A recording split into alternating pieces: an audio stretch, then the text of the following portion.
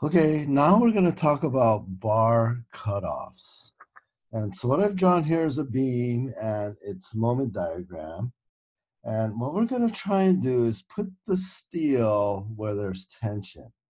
And so one way to do this is to sort of remember how this beam is going to deflect. So something like that.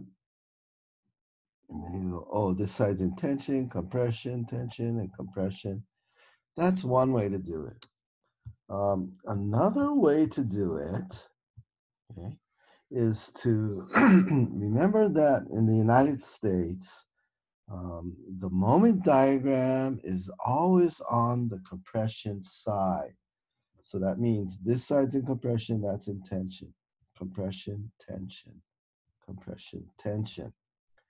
I say in the US because here in Japan and in many Asian countries, and I think European countries, I'm not sure, they draw their moment diagrams upside down from ours. They draw it on the tension side.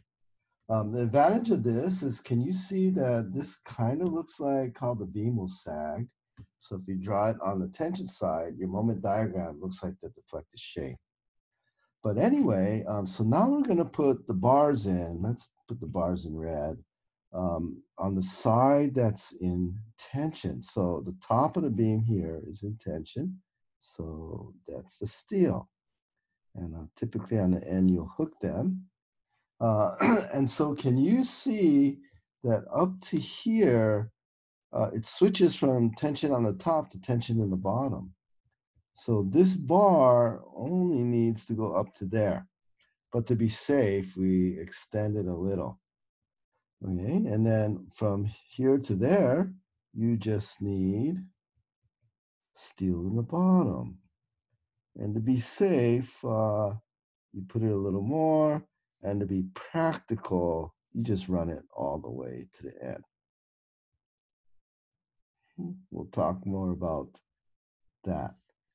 Okay, and so over the support, you need steel in the top.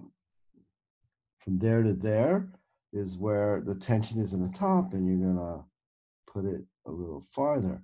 And we're going to talk about how to calculate exactly where to cut these bars off. Okay, so that's bar cutoff.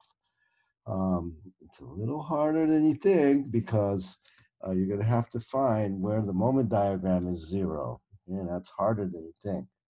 The other thing about bar cutoffs, okay, so it may be or it might not be intuitive to you, but let's say this is the moment. And the load, we say U, that's the ultimate moment there. And you're going to learn how to do this in the first few weeks of the class. But you're going to learn what size of a rectangle or whatever shape you want of concrete.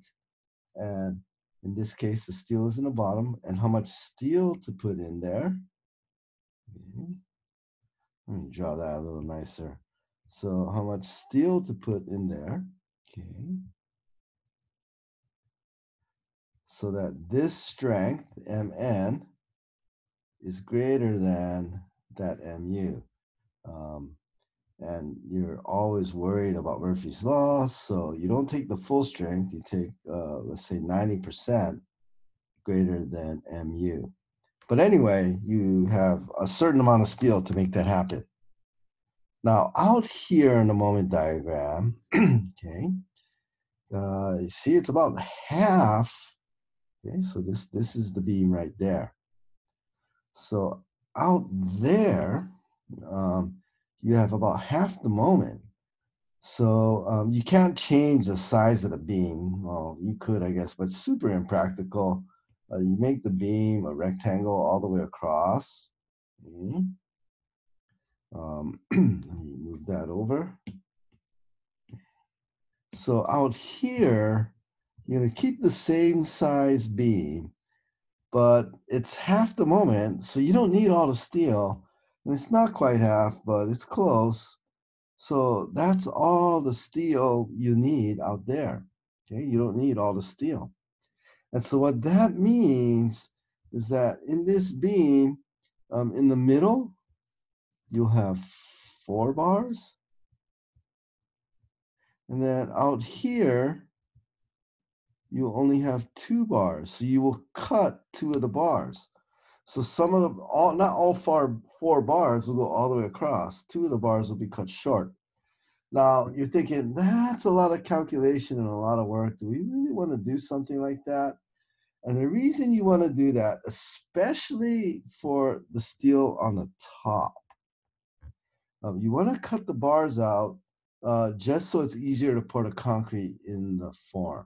Okay, so this is super complicated. It's a little mind-boggling, but we're going to talk all about how long to put the bars in, where to cut them off, when do you need 4 bars, when do you need only 2 bars, and we'll talk all about that. And warn you in advance, this is a little bit of a tricky subject.